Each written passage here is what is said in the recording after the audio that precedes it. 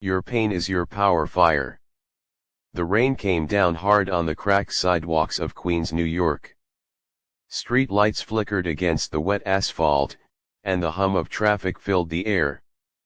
In the middle of it all walked Adil Khan, hands shoved deep into his jacket pockets, eyes fixed on the ground. At 27, he looked older, years of struggle etched into the lines of his face. His family had immigrated from Pakistan when he was just 10. His father, once a schoolteacher back home, now drove a yellow cab for 14-hour shifts. His mother worked nights at a garment factory. Dreams of a better life in America had quickly turned into the reality of bills, rent, and endless exhaustion. Adil was supposed to be the one to break the cycle, to graduate, to succeed. Instead, he carried the shame of dropping out of college after his father's stroke forced him into working double shifts at a gas station. And when his closest friend Omar was shot in a street robbery 2 years ago, something inside him shattered. Tonight, as he walked home from another long shift, the weight of it all pressed down on him.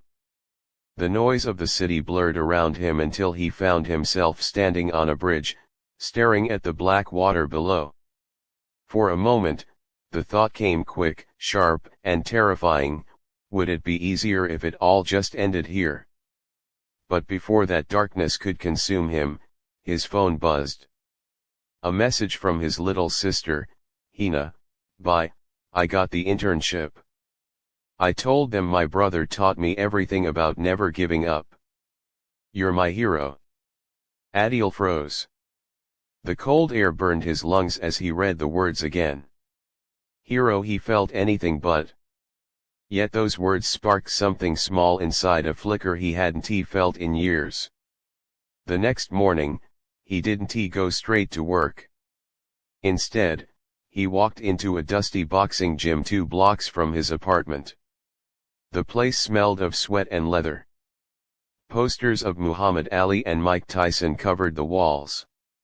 A group of young men were training, their fists pounding heavy bags like war drums. Behind the counter stood Coach Ramirez, a wiry Puerto Rican man in his 60s with silver hair tied back in a ponytail. His sharp eyes studied Adil. "You fight?" Ramirez asked. "No," Adil admitted. "But I've been fighting my whole life." Something in his voice must have convinced the old man, because Ramirez handed him a pair of worn-out gloves. "Then let's see what you got." Training was brutal.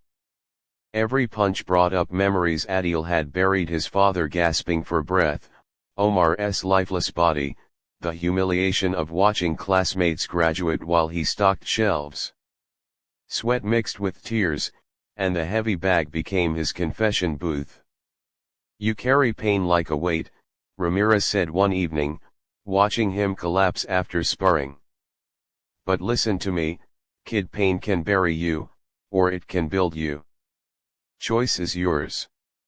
Those words stuck with Adil. Slowly, his body hardened. His punches grew sharper, faster, but more importantly, his mind began to clear. The anger that had once threatened to destroy him was now fuel, channeled into discipline. Months passed. Adil's name started to circulate in underground amateur fights. Crowds came to see the immigrant kid with fire in his eyes and scars in his heart. He wasn't the most skilled, but he refused to stay down. Each time he stepped into the ring, he carried more than just his fists. He carried his father's sacrifices, his mother's quiet endurance, his sister's faith, and his best friend's memory.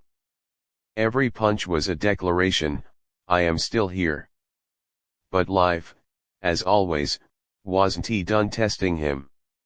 One night after a fight, Adil returned home to find an eviction notice pinned to his apartment door. His father's hospital bills had piled up, and the landlord had run out of patience. Panic set in. He thought about quitting boxing, picking up triple shifts just to keep a roof over their heads. Ramirez, however, had other plans. "You're not quitting," he said firmly. "I entered you in the Golden Gloves. Win, and you'll get noticed. You'll get sponsors. This is bigger than you now. This is survival." Adil didn't believe it at first. But when his sister placed her small hands on his and whispered, "Bye, this is your chance. Your pain is your power," he knew he couldn't walk away. The Golden Gloves tournament was electric: bright lights, roaring crowds, and fighters who had trained their whole lives for this stage. Adil felt out of place, a gas station clerk among champions. But when the bell rang, everything else faded. Round after round, he absorbed punishment, always rising back up. Commentators began calling him the Phoenix. The crowd loved him, the immigrant kid who refused to stay broken.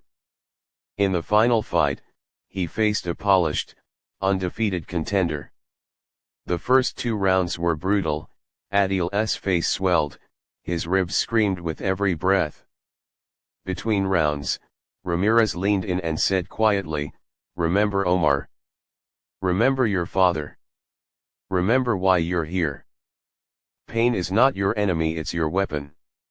Now use it." The bell rang. Something primal ignited inside Adil. He unleashed everything: years of humiliation, grief, fear, rage transformed into power. His fists became thunder. And in the final seconds, with the crowd on their feet, Adil landed a knockout punch that echoed like destiny. Reporters swarmed him afterward, cameras flashing. But when asked what drove him, he didn't talk about glory. Instead, he looked straight into the lens and said, "I was supposed to be broken. Life tried to bury me, but I learned something: your pain is not your curse. Your pain is your power. If you're struggling out there, don't let it destroy you. Let it make you." The words went viral. Across immigrant households, struggling families, and quiet apartments where hopelessness lingered, his voice became a lifeline. Years later, long after he became a professional fighter and his family found stability, Adil would stand in front of schools and community centers, speaking to kids who reminded him of himself. He never sugarcoated the truth: life was cruel, unfair, merciless. But he always ended with the same words: "Pain is real. But so is power. And sometimes, they're the same thing."